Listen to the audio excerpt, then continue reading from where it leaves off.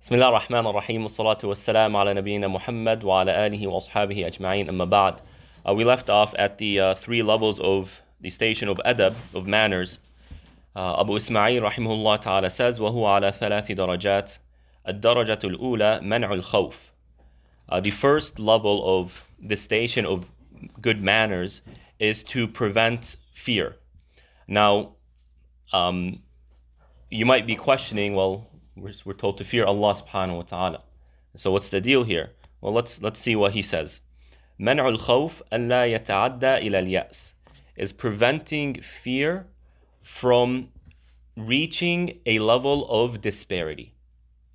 What does that mean? Fear, why do we experience this emotion of fear? It is because there is something pending, something that is coming, something that we are thinking about in regards to our future that there's a lot of concern about, a lot of uncertainty. Is this going to happen or no? And so that creates this fear. Now, if that fear becomes overpowering, when the person becomes overcome by that fear, it elevates to disparity. That's it, I'm done, I'm ruined. Despair. Now Allah subhanahu wa ta'ala tells us, وَلَا تَيْأَسُوا مِنْ رَوْحِ اللَّهِ do not despair from the mercy of Allah. إِنَّهُ لَا يَيْأَسُ مِنْ رَوْحِ اللَّهِ إِلَّا الْقَوْمُ الْكَافِرُونَ. The only people who despair from Allah's mercy are the disbelievers. Those who don't believe in Allah, those who don't know Allah subhanahu wa ta'ala, don't expect anything from Allah. And it's not an attribute of the believer. Even if a believer's iman is weaker, right, they still have an amount of hope in Allah subhanahu wa ta'ala that Allah is capable of getting them out of the situation, of changing the situation. And so they might get close to disparity, a weaker believer, but they will never fall into disparity to where I'm done, that's it, it's over.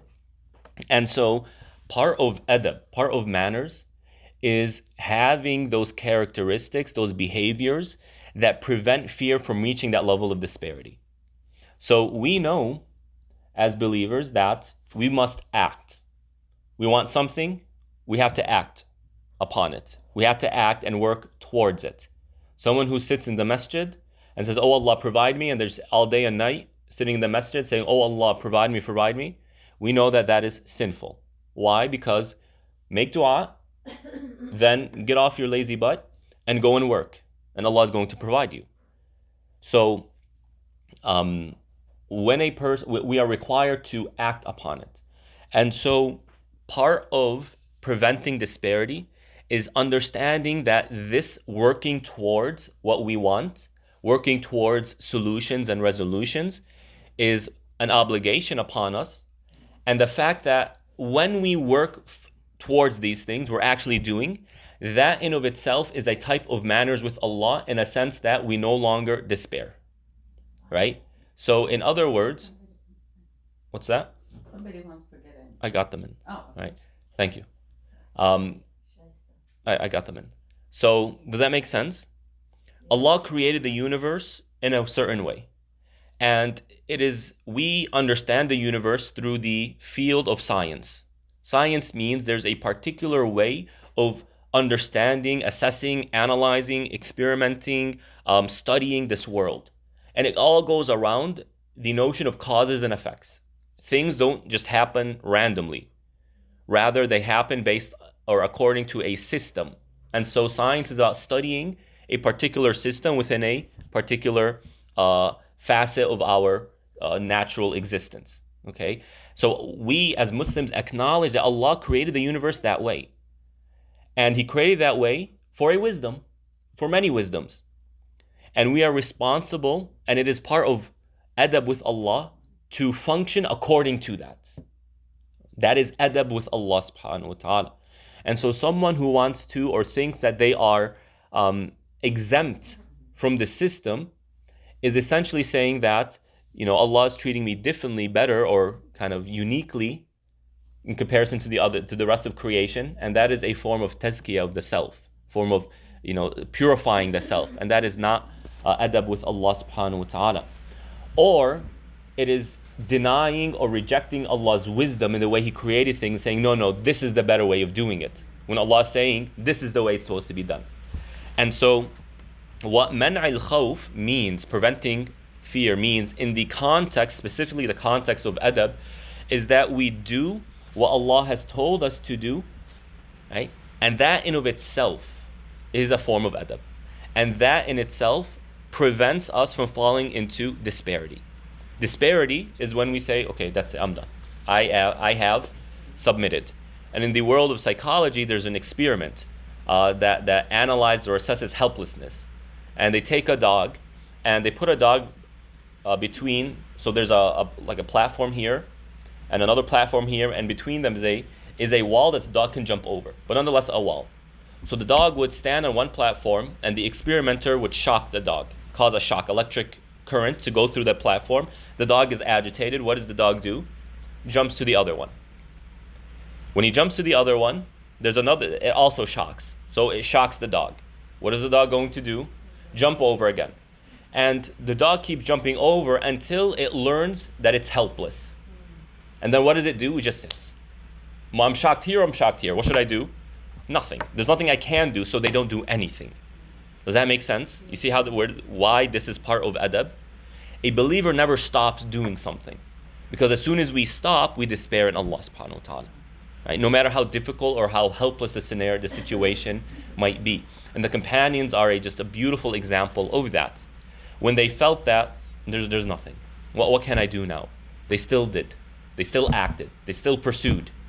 Right? When Uhud was going south for the believers, and it was clear that they have lost the battle, some companions, what did they do?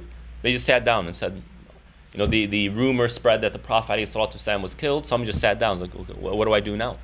While others said, if the Prophet has been killed, that means the message has been complete. We are responsible for continuing that message. And we are responsible for honoring that message. And they continued. Right? So this is kind of the framework we're looking at here. And then the second element of this first level, habs al-raja, is restricting hope. Okay, well, we went over the station of hope, and it is one of the most beautiful stations. In fact, I consider it to be one of the foundational characteristics of a believer that they must develop.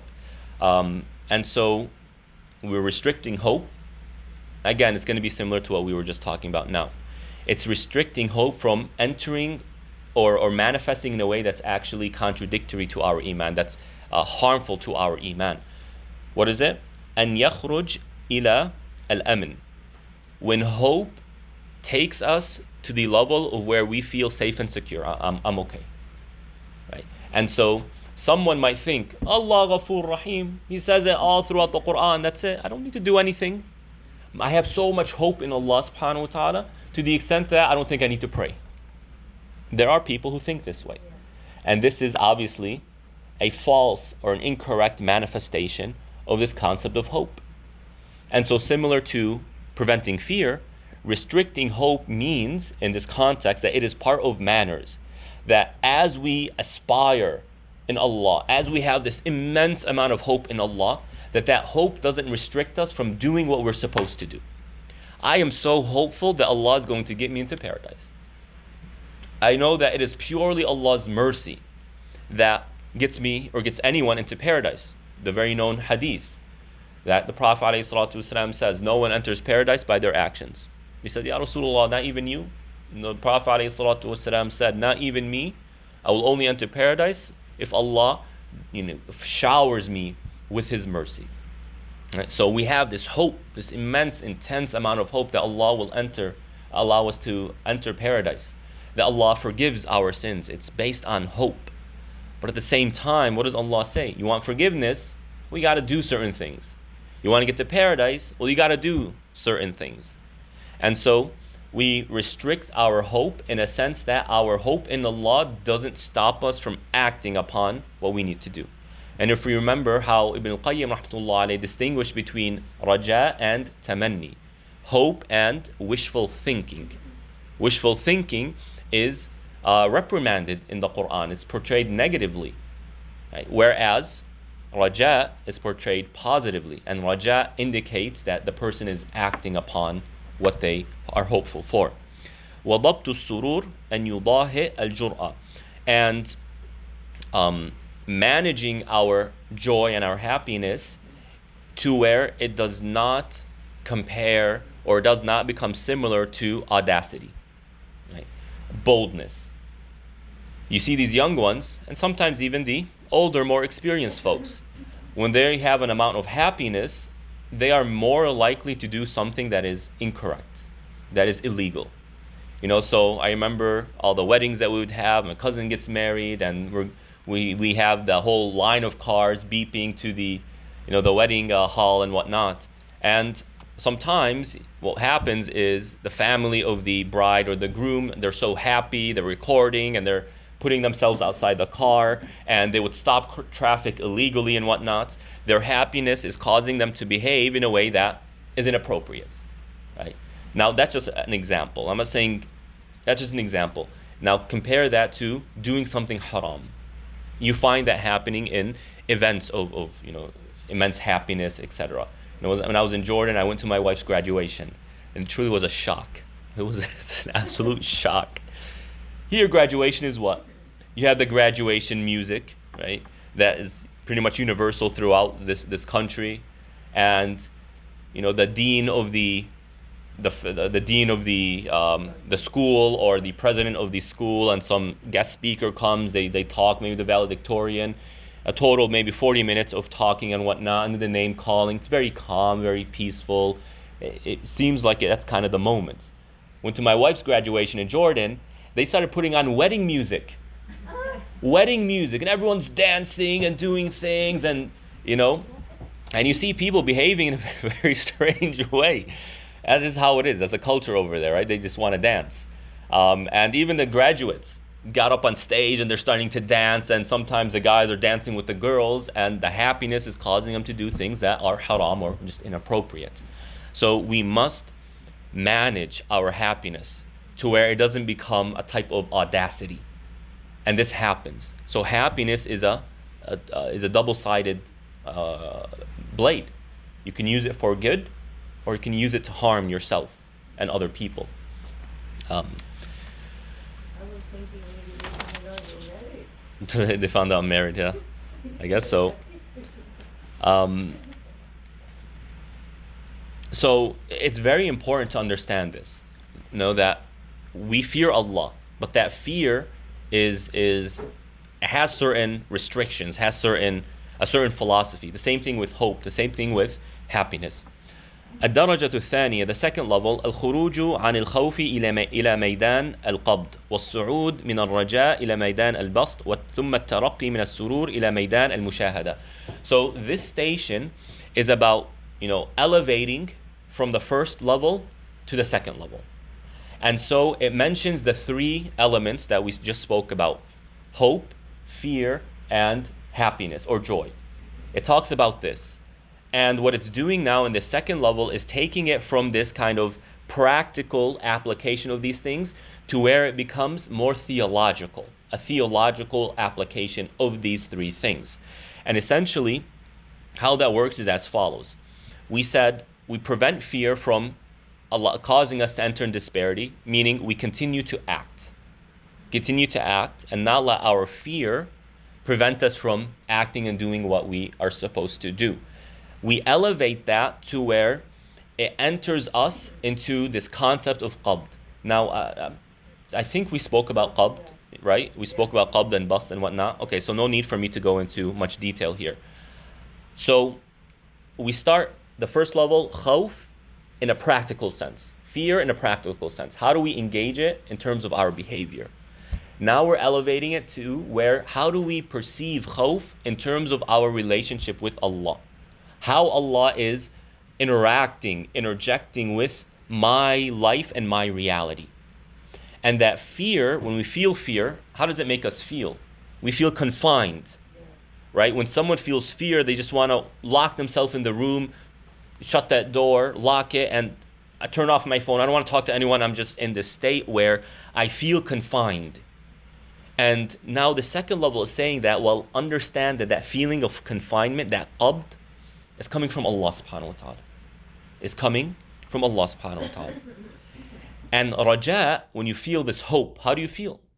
Hope is a type of optimism. I feel hope. I feel like everything in front of me is open. I feel like I have opportunities. Life is good. And you feel, I'm putting my arms out because that's how we feel. I feel like I want to go on top of a mountain and just scream in joy and whatnot. That's hope. It's a beautiful feeling. We want that, right? And so how do we elevate that from the practical sense to the theological? Is to understand that that hope is coming from the bast, the extending from Allah subhanahu wa ta'ala. Allah is expanding your heart.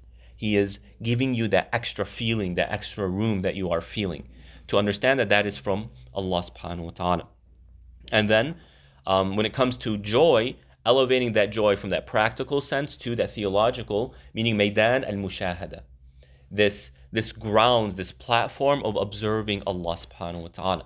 We've spoken many times before that really happiness is the end goal of Islam. But what does Islam seek to bring to you? When Allah sent us the messengers and sent us the Quran, right, He created this world. What is the end goal? Well, Allah subhanahu wa ta'ala is giving us the means to achieve and to provide us with that universally human goal, happiness. Everyone is trying to achieve happiness. Everyone throughout all of human history. And even when you look at Western philosophies and the Enlightenment and whatnot, they ask this question of happiness. Like, how do we achieve happiness? And so that is there. And Allahumma salli Muhammad, surur, this joy, in order for us to truly experience happiness, we have that practical way of engaging it. And then we need to elevate it to where it becomes that theological thing, where we begin to observe Allah in everything. That is the believer's joy. That is the believer's joy. The more we are able to see Allah, see His names and His attributes in the world around us, the more beautiful that world becomes, because without exception, every single believer has an amount of love for Allah. Of course, it differs greatly from person to person. But every believer has an amount of love for Allah.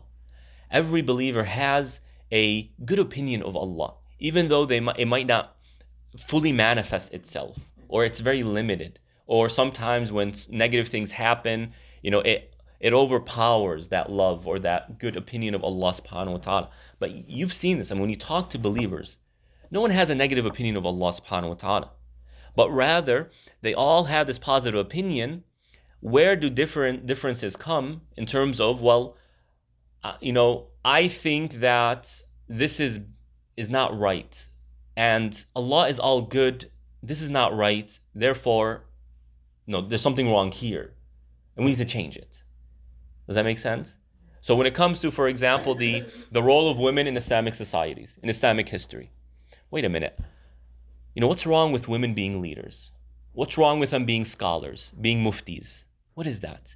Yeah, I'm looking at society, and society is really confining women to certain roles that is exclusively in the home. That doesn't seem right. I know Allah is good. There's no way He is telling us to do that.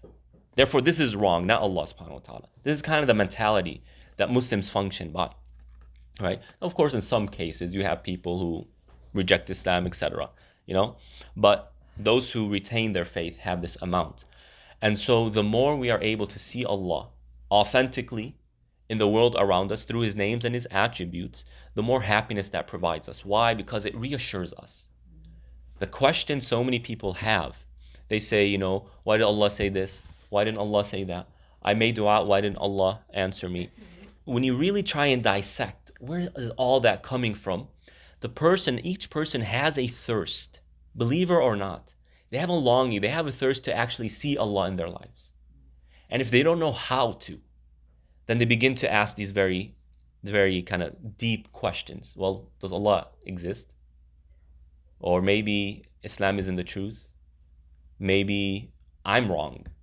Maybe there's something wrong with me, etc. And so this concept of mushahada is so important to our iman, because the more we are able to develop or have those tools to see Allah in our lives, to pick up on it, the more it reassures us that Allah is part of our lives.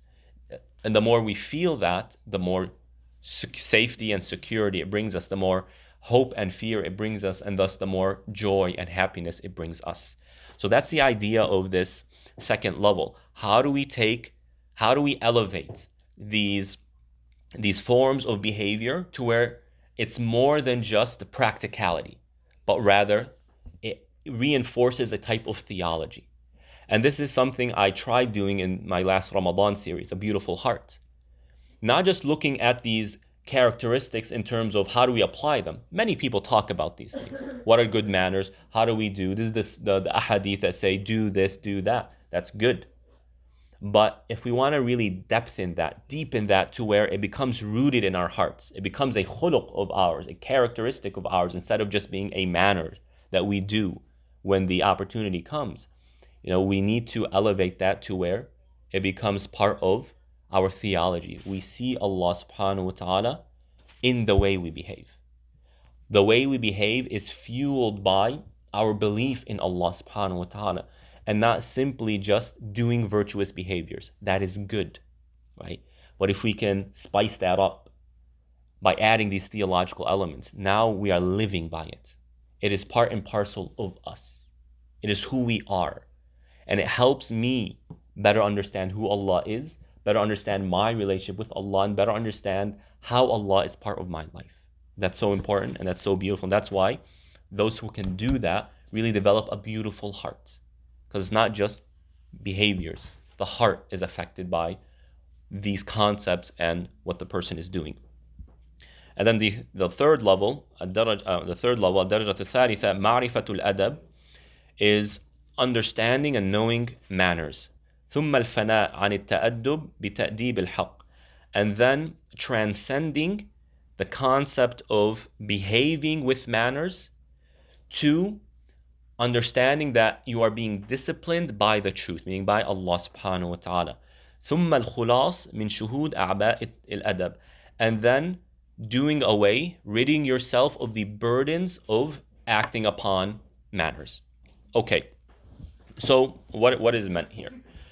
The more we understand the theological elements of behaviors, of our behaviors, the more, wa alaikum salam wa rahmatullah, the more we behave according to them, meaning the more we apply them in our lives, the more we know them, right? When I read the verse, right, وَلَا تَسْتَوِ الْحَسَنَةُ وَلَا السَّيِّئَةُ إِدْفَعْ بِالَّتِي هِيَ أَحْسَنُ. Good deeds and bad deeds aren't the same. Good deeds are better than bad deeds, right? And a person who behaves with good deeds or according to good deeds is better than the person who behaves according to bad deeds. It's common sense, right? And then Allah tells us, deflect what is bad with what is good.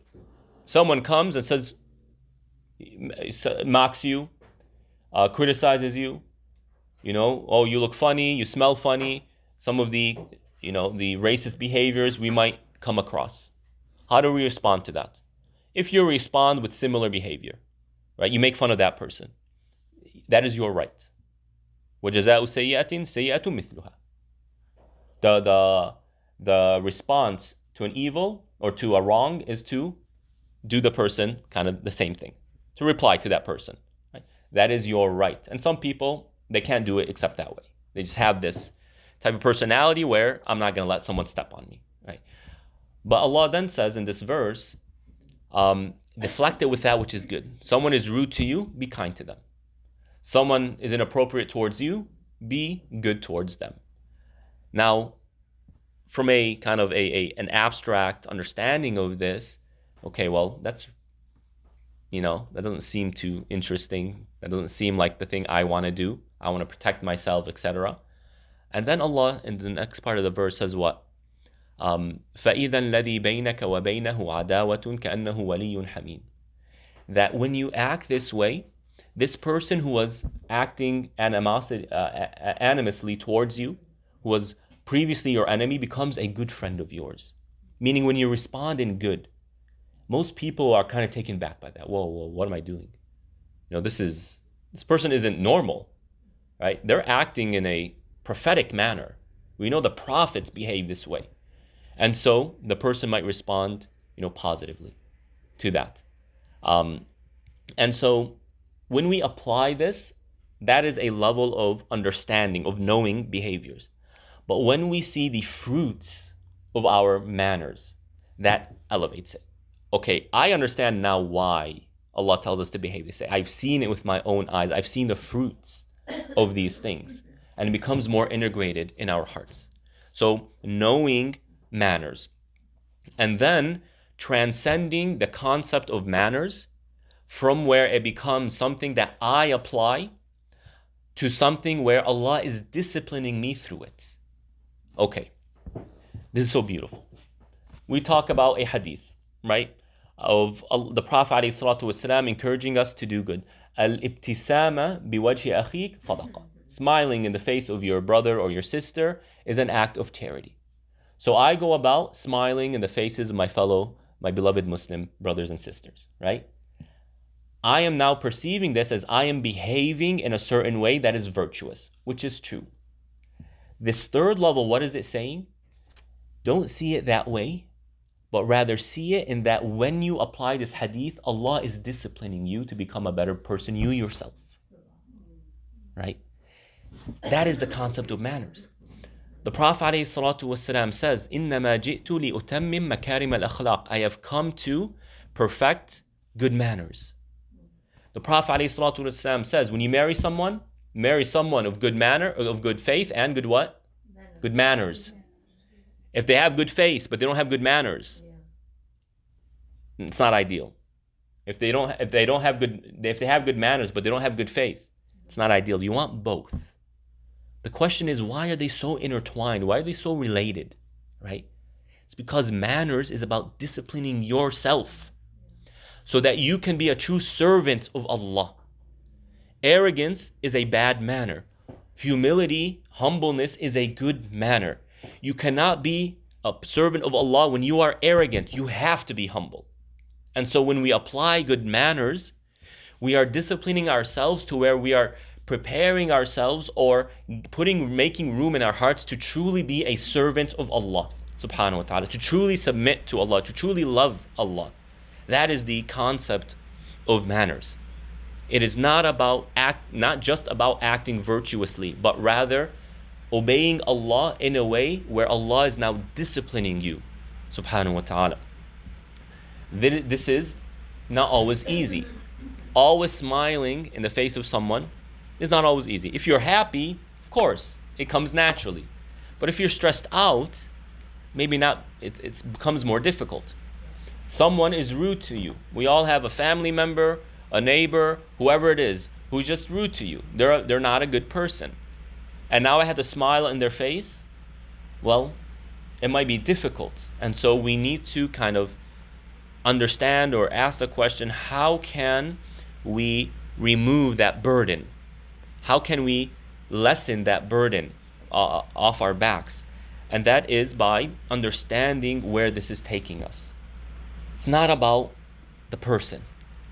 It's not about that person who you are behaving kindly towards, but rather it's about Allah and the reward He is giving you, the reward He promises you. It is about Allah, allowing Allah to discipline you. I am not smiling in your face just because, Allah wants to make you happy. But rather I am doing it in submission to Allah subhanahu wa ta'ala, hoping in His reward and allowing Allah to discipline me so that I can have a better relationship with Allah. It's not about the other person, it's about you.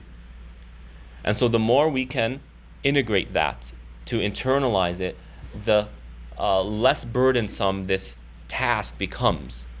And if we don't adjust to that, it can be very difficult to be consistent in our good manners, or we might even kind of fall off board in one of these particular manners.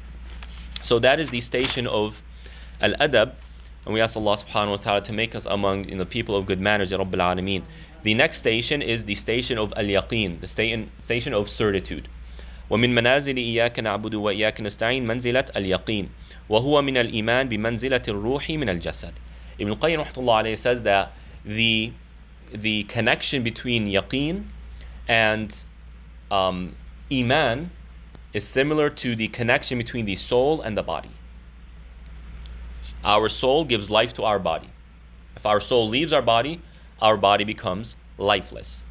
Similarly, yaqeen is the soul of our iman. If we don't have yaqeen, we don't have iman, right? And so when a person has major doubt about the religion or about something within the religion, that is when their iman begins to cripple, begins to fall. When people leave Islam, why do they leave it? It's because they have an amount of doubt. Where that doubt comes from differs. Sometimes the doubt is intellectual. This religion doesn't seem on par with what science is saying, like evolution, for example. This religion doesn't seem to be on par with moral principles of our time, like the principles of equality and political freedoms, etc., liberalism.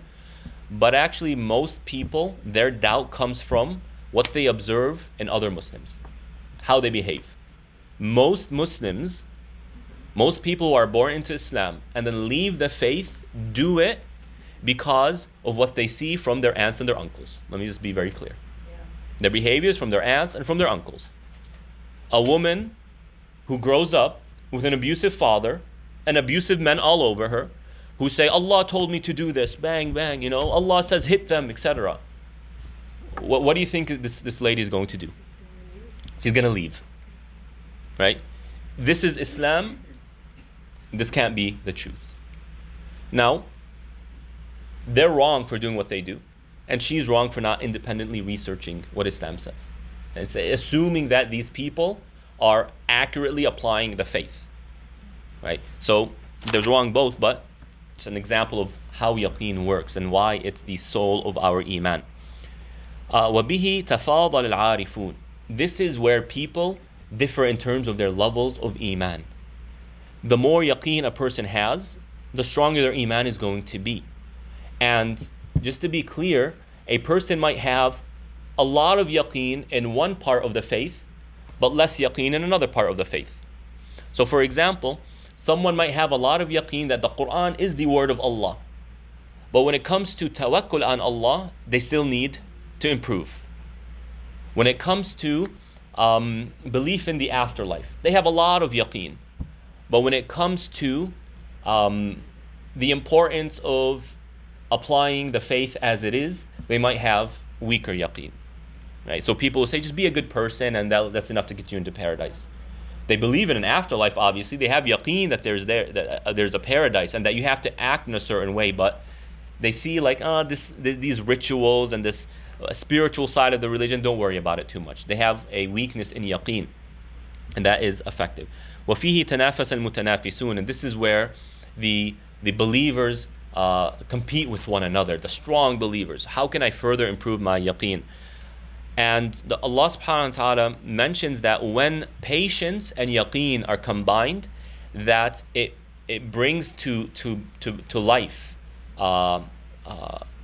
leadership in religion, perfection in religion. And in this, Allah subhanahu wa ta'ala says, وَجَعَلْنَا مِنْهُمْ أَئِمَّةً يَهْدُونَ بِأَمْرِنَا لَمَّا صَبَرُوا وَكَانُوا بِآيَاتِنَا يُوقِنُونَ. We made from amongst them leaders, meaning leaders in faith, guiding people in accordance to our command when they were patient and they were certain in our verses. So these two things. وخص سبحانه أهل اليقين بالانتفاع بالآيات والبراهين. And Allah subhanahu wa ta'ala mentioned that those who truly benefit from Allah's signs, from his verses in the Quran to the signs that He has created around the globe or in our natural world, He says those who benefit from it are the people of yaqeen. وَفِي الْأَرْضِ آيَاتٌ لِلْمُوقِنِينَ. And on this earth are signs that point us to Allah for those who have yaqeen. And Allah subhanahu wa ta'ala has said that the people of yaqeen are the people who are on guidance and those who are successful. وَالَّذِينَ يُؤْمِنُونَ بِمَا أُنزِلَ إِلَيْكَ وَمَا أُنزِلَ مِنْ قَبْلِكَ وَبِالْآخِرَةِ هُمْ يُوقِنُونَ. Those who believe in what we have sent down to you and what we have sent down prior to you, and they have certitude in the afterlife. أُولَٰئِكَ عَلَى هُدًى مِّن رَبِّهِمْ وَأُولَٰئِكَ هُمُ الْمُفْلِحُونَ. Those are the ones, right? Those who have the certitude in the afterlife, and they have certitude that this book is the book of Allah, they are the ones who are on guidance and they are the ones who will be successful. And Allah subhanahu wa ta'ala tells us that the people of hellfire got into hellfire, got themselves into that situation because of their lack of certitude. وإذا قيل إن وعد الله حق والساعة لا ريب فيها قلتم ما ندري ما الساعة إن نظن إلا ظنا وما نحن بمستيقنين. And when it is told to the people of hellfire, or when the prophets told their people that the promise of Allah, meaning there's a resurrection, there's heaven and hell, that the promise of Allah is true, and the hour, there's no doubt in the hour, it is coming, your response was, we don't know what you're talking about. We don't know this concept of the afterlife. We just have our speculations, and we're not certain of what you say. And that got them to hellfire. So the lack of certitude. And when it comes to tawakkul is the fruit and the result of certitude. And when that tawakkul is paired with guidance, so you are depending on Allah and you have the means, the knowledge to know how to act upon your situation, that is the best of scenarios. فَتَوَكَّلْ عَلَى اللَّهِ إِنَّكَ عَلَى الْحَقِّ الْمُبِينِ وَمَا لَنَا أَلَّا نَتَوَكَّلَ عَلَى اللَّهِ وَقَدْ هَدَانَا سُبُلَنَا. Have tawakkul on Allah. Indeed, you are on the clear truth. So because you're on the clear truth, if you are certain of that, then it makes tawakkul easier. So when Allah subhanahu wa ta'ala says that, make dua to Him, He's going to answer you. Sometimes Allah answers quickly, other times not so quickly. But if I have that certitude that Allah hears my dua and answers, He will fulfill His promise to answer my dua, then I will have tawakkul on Allah in terms of just letting Allah choose how and when and where to answer that dua. Yeah. وَمَتَى وَصَلَ الْيَقِينُ إِلَى الْقَلْبِ امْتَلَأَ نُورًا وَإِشْرَاقًا. And whenever yaqeen, certitude, enters the heart will be filled with light and brightness. وَانْتَفَى عَنْهُ كُلَّ رِيبٍ وَشَكٍّ وَسَخَطٍ. And it will dissolve doubts and uncertitudes and anger. Because anger, there seems to be a relationship between anger, frustration, and uncertainty. So for example, whenever we go somewhere, what do? We turn on our GPS. Unless it's something local, we know, right? We turn on our GPS, and even if we're going a little bit of distance, we turn on our GPS to see what? Is there a traffic jam? Is there an accident? I take another route, etc. So we have become so wired to just wanting to know and be sure of everything, that as soon as something uncertain comes in our path, we get frustrated.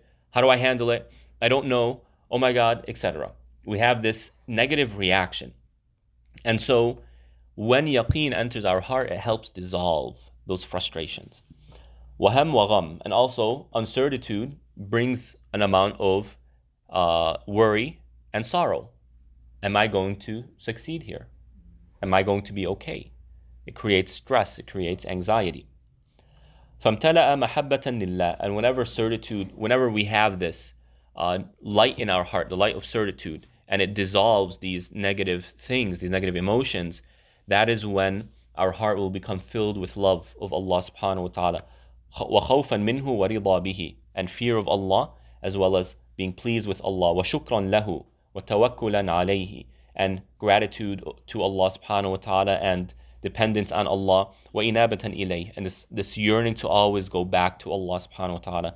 فَهُوَ مَادَةُ جَمِيعَ الْمَقَامَاتِ وَالْحَامِلْ لَهَا. And so this is the essence of all the stations that we have gone through. Right? And it is what fuels these stations. Without certitude, I can't really apply any of these things. So when we spoke about adab just now, we completed it.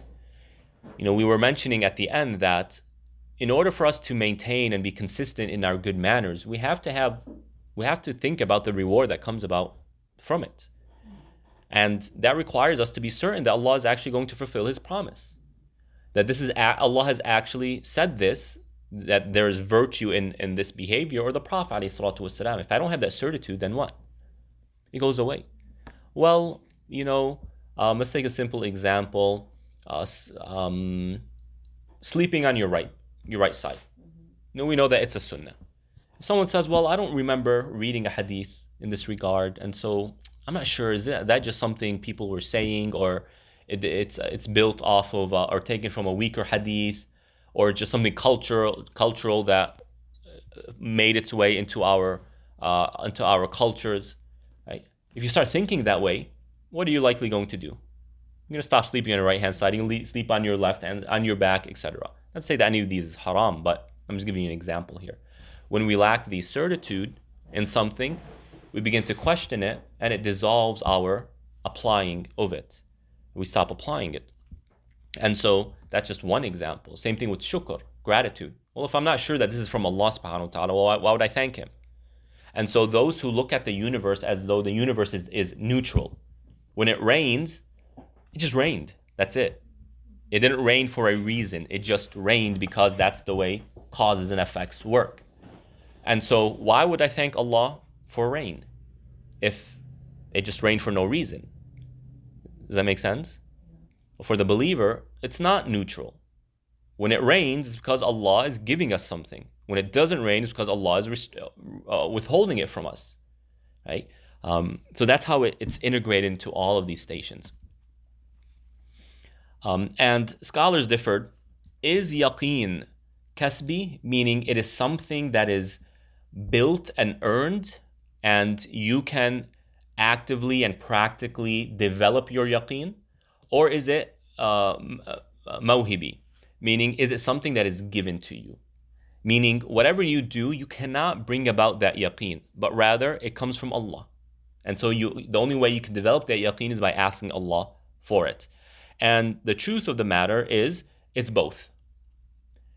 We need to actively work towards yaqeen and improve our yaqeen in terms of the asbab, the causes and effects. We mentioned earlier in this session, Allah created the universe with causes and effects. That's the way He created it. That's part of His wisdom. And so there are causes for yaqeen, and there are causes for doubt. A very simple example is the most basic engagement of the religion. Someone who doesn't read the Quran, doesn't care about learning what's in the Quran, what do you think is going to happen to their iman? It is more likely that they're going to say, well, is the Quran from Allah? In comparison to someone who memorized the Quran and is reciting it all the time. Do you think they're going to ever have doubt? Have you ever heard of a true hafiz of the Quran? I'm not talking about some child who was forced to memorize the Quran, and then as soon as he memorized it, he stopped reciting the Quran and then he forgot it. I'm not talking about them. I'm talking about someone who actually memorized the Quran and continues to preserve that memorization. Have you ever heard someone like that left Islam? Have you ever heard a sheikh or a scholar left Islam? But how many priests and rabbis and scholars of the sciences, how many of them have we heard come to Islam? And what does that say? When a person engages the faith, it retains that yaqeen and it builds it. But as soon as they don't practice it, they don't engage it, it creates that doubt. So you have these causes and effects. Someone who prays 5 times a day is probably never going to leave the faith. And I wouldn't be surprised if research shows that someone who was praying 5 times a day and continued to pray 5 times a day, not someone who prayed and then stopped praying, right, and then kind of slowly drifted away. Someone who's always praying 5 times a day, and all of a sudden leave the faith. It's not going to happen, right? But someone who doesn't pray, right? And a lot of these ex-Muslims we see, I'm an ex-Muslim and accepted Jesus and all this stuff. It's funny because the du'at, the people of da'wah here, they start kind of asking them questions. They'll say like, who's the Khalifa of the Muslims right now? Right? And the person will say, Mirza Ghulam Ahmad. Where is that coming from? They just Googled it. Who's the Khalifa? It comes up on Google, not realizing there's no Khalifa today. And they would ask questions like, okay, when it comes to the 6th salah of the day, the one that's prayed in the middle of the night, right? Were you praying that? It's like, oh yeah, I was definitely praying that and whatnot. Not knowing that there are only 5 prayers a day, right? That's the idea here. There are ways of developing the yaqeen. And when someone comes to me and say, I'm not sure about this thing, I say, don't just leave that question in your heart. It becomes like a cancer. It keeps growing. And you need to deal with it. And you need to learn. Right? And that is how we actively build yaqeen. And at the same time, it is something that Allah gives to people. So incorporating that in our pursuit of iman and yaqeen is to understand and have that tawakkul on Allah subhanahu wa ta'ala, that your efforts will bear fruits, that your dua will bear fruits, and that Allah subhanahu wa ta'ala gifts it to certain people, and to ask Allah subhanahu wa ta'ala for it. Who does He give it to? It's not random. He gives it to whom He wills. Who does He will to give it to? Well, those who actually care about it, those who actually want it, right? And there are three kind of signs. There are three signs of yaqeen, or I should say three major elements of yaqeen. The first is قِلَّةْ مُخَالَطَةِ النَّاسِ فِي الْعِشْرَةِ, is reducing and minimizing your mixing with other people. Okay? Why is that? Well, we know we all have social engagements. What does it mostly talk about? Random things, worldly things, that's it. And so the more socially engaged a person is, it's not about the haram and the halal aspect here, but rather, where's our time going? Most people, when you sit with them, they're going to talk about worldly things. And the more you sit with them, the more you become immersed in that purely material outlook of life. It's not an issue of morality and immorality. It's not an issue of halal and haram, but rather, what is going on in these conversations? Conversely, or however, if the people you hang out with are righteous people, who when they get gathered, they talk about Allah, talk about message, they encourage one another to do good deeds, to stay away from bad deeds, right? They talk about stories with lessons in it, where when you go and you sit with them, you feel like a better person. You improve. Go with them and be with them quite frequently, quite often, right? Because they're going to help you reach that. So what is meant here, as I mentioned, was the former. The second is وَتَرْكِ الْمَدِحِ لَهُمْ فِي الْعَطِيَّةِ, and leaving praising and not praising other people in terms of what you give them or what they give you, right? And so perhaps what is meant here is one of two things or both. Generally speaking, praise of other people is frowned upon in our tradition, not to be confused with thanking other people. No, if someone does us a favor, it is part of iman to thank them. Not only to thank them, to return the favor. They did something nice for you, do something nice for them. That is part of iman. If you can't repay the favor, then make dua for them. Or at least say, Jazakumullahu khair. May Allah reward you with that which is good. Right? Imam al-Nawawi rahimahullah ta'ala says that if someone does something good for you and you reply with Jazakumullahu khair, you have repaid them with the best form of repaying. Because now you're asking Allah to repay them instead of you choosing what to repay them with. That's kind of not to be confused with that. But generally speaking, praising is not good. Why? Because the more a person is praised, the more it gets to their head. We know that. And the more praise occurs, the more unrealistic it becomes. The more exaggerated it becomes. Oh, you are... What you find quite often with mashayikh and how they're presented. So-and-so is the sheikh of the muttaqeen, and the sheikh of the scholars, and the sheikh of this, and he is the person of zuhud and wara, and this and that, and they go on for 20 minutes praising this individual. That's unacceptable. I mean, all of this is exaggeration. What do you mean sheikh al-mashayikh? He's a sheikh from amongst hundreds of thousands of shuyukh in our tradition. And if you were to compare this individual with the predecessors, they don't even come close. So what is all this nonsense that's being spewed? It's all exaggeration. Right? And that's not healthy for the heart. In fact, exaggeration in this type of way leads to hypocrisy. And so when you look at, and we spoke about this before, musicians, right? When they talk, one of these old songs that I always remember, if I can walk 1,000 miles just to be with you, I would, or something like that. No one's going to walk 1,000 miles. I'm sure many of you have been with your spouses for 20, 30, maybe 40 years. You ain't going to walk for your spouse 1,000 miles, nor for your child. You're going to send them some money, get the bus, and come. Right? So this exaggeration leads to a type of hypocrisy.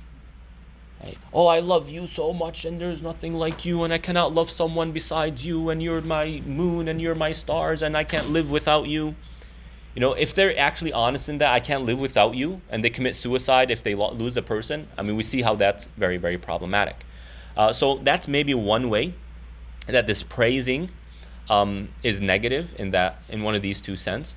The other thing it could be referring to is that when the praise becomes about the other person, we forget to praise Allah subhanahu wa ta'ala. And so the person's mindset begins to center around the actions of individuals instead of understanding Allah's presence in these actions, in these events. And that can distance a person from Allah subhanahu wa ta'ala. Allah knows best. The third of these essential features of yaqeen, وَالتَّنَزُّهُ عَنْ ذَمِّهِمْ عِنْدَ الْمَنَعِ. So if they give you, you don't praise them.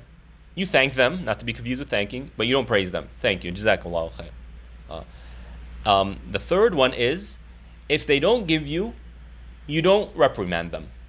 You don't speak ill of them. Right? And that's also part of this yaqeen. Now, interestingly, what do these things have to do with yaqeen? The first one seems pretty practical. The more you mix with people, the more kind of it distracts you from Allah and engaging Allah. But these other two, what does that have to do with yaqeen?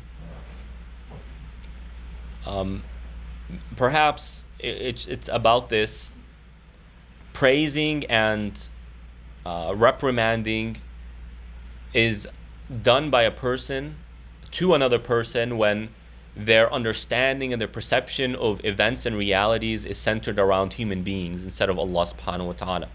And so what they see is purely the causes and effects of our realities instead of how Allah is the one who brings those causes, created those causes, and brings about those effects and created those effects. Wallahu ta'ala alam. That's kind of maybe where that's coming from. وَثَلَاثَةٌ مِنْ أَعْلَامِهِ أَيْضًا. There's another three that are essential features of yaqeen. النَّظَرْ إِلَى اللَّهِ فِي كُلِّ شَيْءٍ. Seeing Allah, looking for Allah in all things. When I look at the mountain, I'm trying to see Allah in this, meaning His names and His attributes in this. When I look at the clouds, I'm trying to understand how Allah fits in this, how this connects me to Allah. The same thing when it comes to human behaviors. Now, it's easier to see Allah's names and attributes in these inanimate, natural objects, like the clouds and the sky and the mountains and the moon and the sun. But it's not as easy to see it in the behaviors of people, right?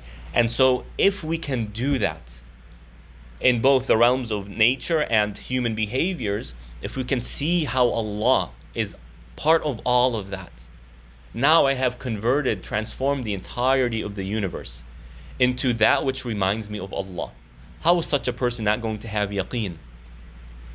If they have such insight in terms of our existence and our realities. And then the second is وَالرُّجُوعَ إِلَيْهِ فِي كُلِّ أَمْرٍ, and going back to Allah in all affairs. I lost my job. I'm going to go to Allah to help me. I got sick. I'm going to go to Allah to help me. I need to buy new shoes. I'm going to go to Allah to help me. Right? Even the simplest of things, as Aisha radiallahu ta'ala anha says, if your shoelace, right? If you need a shoelace, ask Allah for it. Even though the most insignificant, smallest, basic, most mundane human behaviors or goals, go back to Allah subhanahu wa ta'ala. The more we do that, the more we are actively connecting our heart to Allah subhanahu wa ta'ala. So this fourth one, or the first one of the second three, is looking to Allah. The second one is about connecting to Allah. So how do we transform what is around us to speak to us about Allah? And the second one is, how do I connect my heart to Allah subhanahu wa ta'ala? وَالْإِسْتِعَانَةُ بِهِ فِي كُلِّ حَالٍ, and seeking Allah's help in all affairs. Just to add another point to the previous one, is that returning to Allah in all affairs includes making sure that what we are doing is halal, or asking if it's haram. Is it halal or haram to buy a shoelace? So before I go and buy a shoelace, I'm going to ask the question, is it halal or is it haram? If it's halal, okay, I'm going to go forward. If it's haram, I'm not going to do it. If there's doubt, well, I'm not sure, there is a possibility of it being haram, then I need to stay away from it. Like gelatin. When it says just gelatin, it's possible it is beef gelatin, or it is vegetarian gelatin, or it is pork, swine gelatin. But it just says gelatin. Is there a possibility that it's swine? Yes, I need to stay away from it. Even though there's a possibility, it's not swine. So I need to stay away from it. And then al-isti'anatu bihi, seeking Allah's help in all that we do. Right? So these things are about engaging our personal lives and all that surrounds us in a way where we're constantly connecting back to Allah subhanahu wa ta'ala. The first three seems like it's about staying away from things that disconnect us from Allah subhanahu wa ta'ala. So perhaps those are the two differences. Let's see here.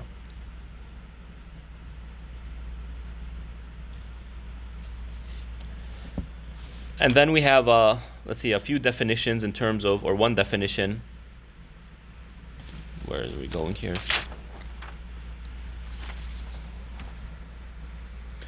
All right, so we have a definition of yaqeen by Abu Bakr al-Warraq. Al-yaqeen ala thalathati awjuhin. Yaqeen has three different facets. Yaqeen khabar, being certain in terms of the news that has come to us. Allah said that there are prophets, and those prophets, one is Adam alayhi salam, one is Nuh, one is Ibrahim, one is Musa, one is Isa, one is Muhammad alayhi salatu wasalam. Stories that the Quran talks about. These are khabar, what the Prophet alayhi salatu wasalam said in hadith. All these are news, types of news. And so we have certitude in that realm. وَيَقِين dilala, certitude in terms of what these things mean. So when Allah says, O you who believe, stay away from alcohol. Don't drink alcohol. Having certitude that what Allah is saying here is that this is haram. This requires an amount of certitude. What these verses are implying, what they are indicating in terms of the halal and the haram, in terms of the ramifications on me, myself, and that is another type of yaqeen. وَيَقِين مُشَاهَدَةً, certitude in what I observe. Certitude that all this around me is from Allah subhanahu wa ta'ala.